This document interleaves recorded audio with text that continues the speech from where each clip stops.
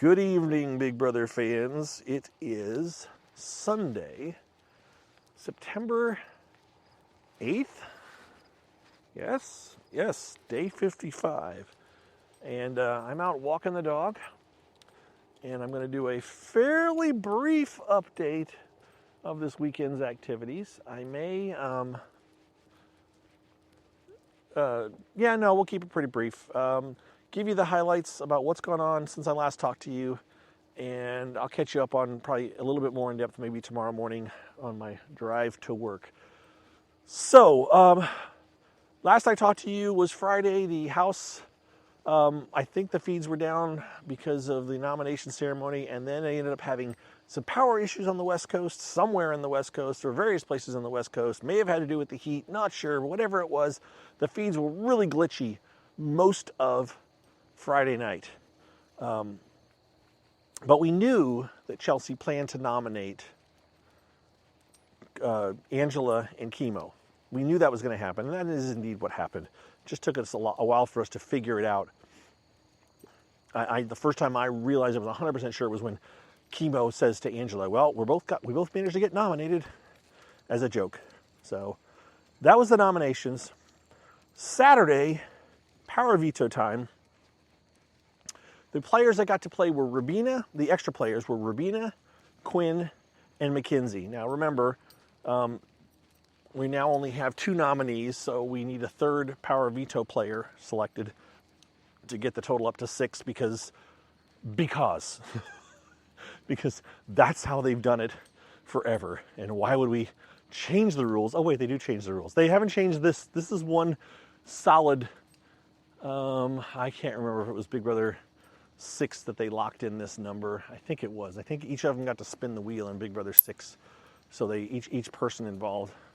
Or maybe it was just 2 extra players. I don't know. And I'll look it up sometime and figure it out. But let's just say it's been 6 power veto players for a long, long time. And that's what it still is. So 6 people got to play in the power veto. House guests had speculated off and on for the past couple of days that it was going to be the OTEV. Remember, that's power of veto backwards. Power of veto, spelled backwards, just the initials, is OTEV. And it is, quote, one of the iconic ones. Have they skipped a season? Yeah, skipped like 1 season, but doesn't matter. It was happening. They were doing it. Turned out they were right. And for those of you that don't remember how this one goes, this is the one where they're up a little ramp. They kneel on a pad. And OTEV gives them a question, and they have to run out and find the answer to it. It's the house guest name.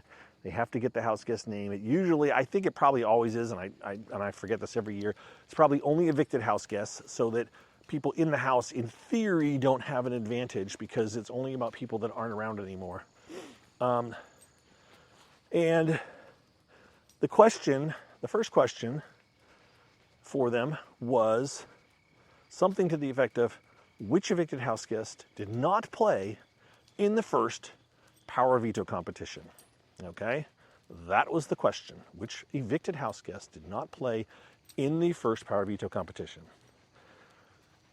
And the house guests proceeded to go out, and all of them proceeded to go out and get their letters and their answers. And sounds like the first one back up with her answer was Angela. The second person up with her answer was Mackenzie. I don't know the order of the rest of them, but this comes down to Mackenzie and Angela because, as it turns out, they had different answers. Angela's answer, first one back, remember, was Tucker. Mackenzie's answer was Cedric. Mackenzie, they obviously both felt very positive and very solid in their answers.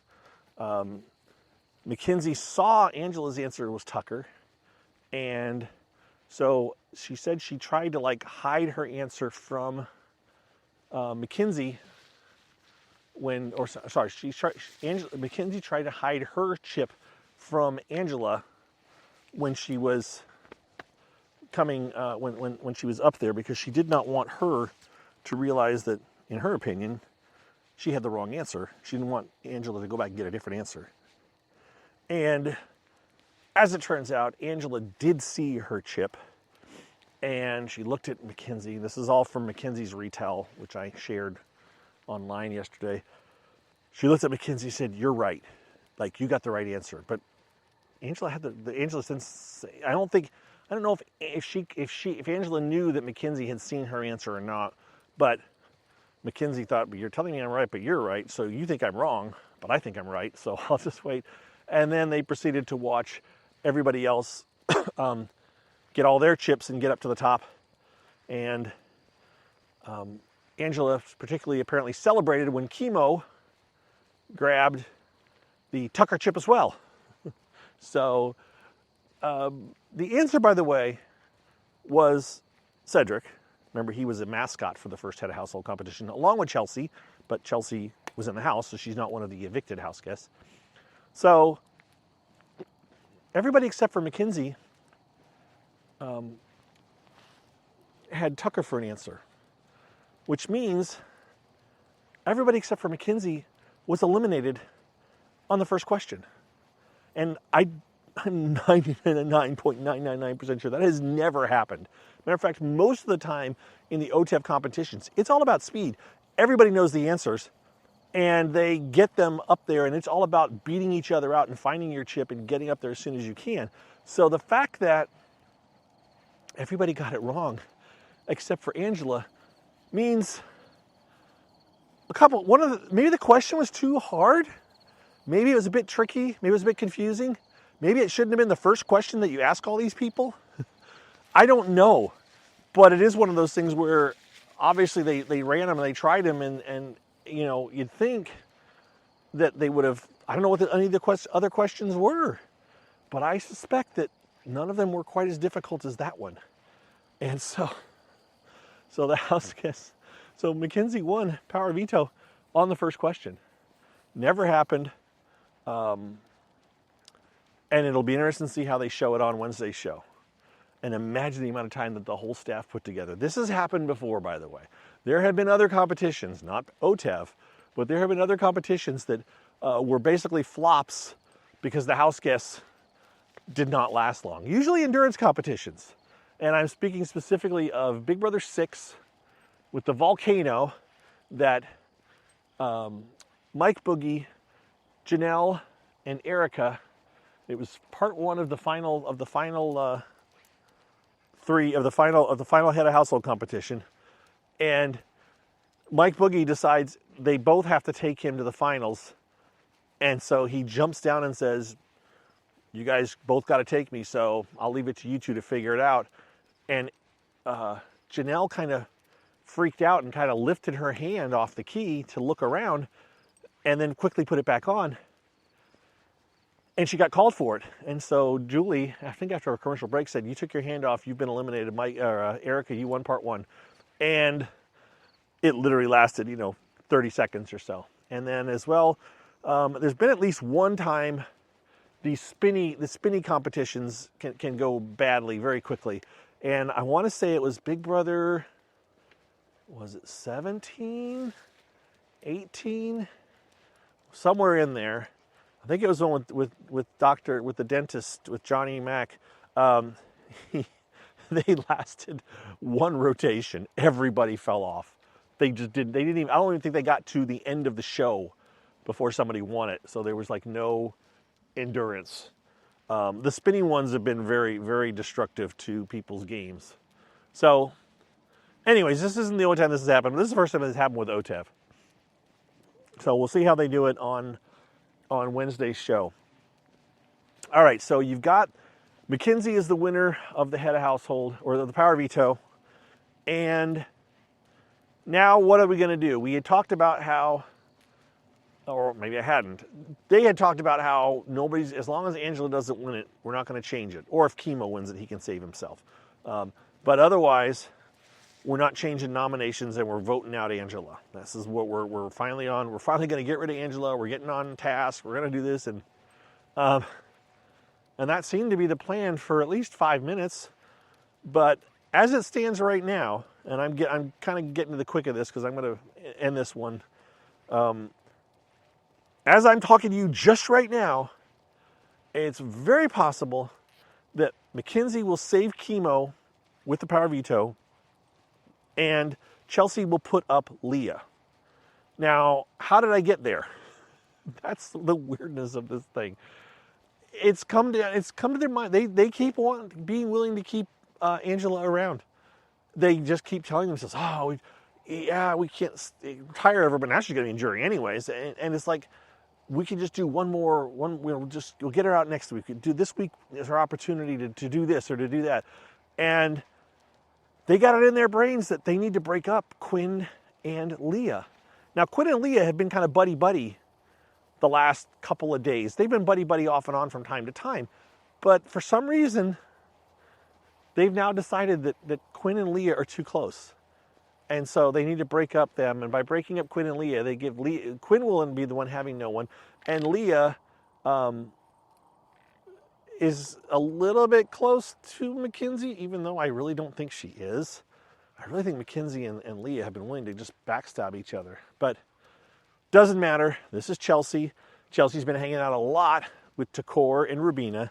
They are a fairly solid three-person alliance. Chemo's kind of on the outside there with Takor, but he's not as tight in with Chelsea for sure.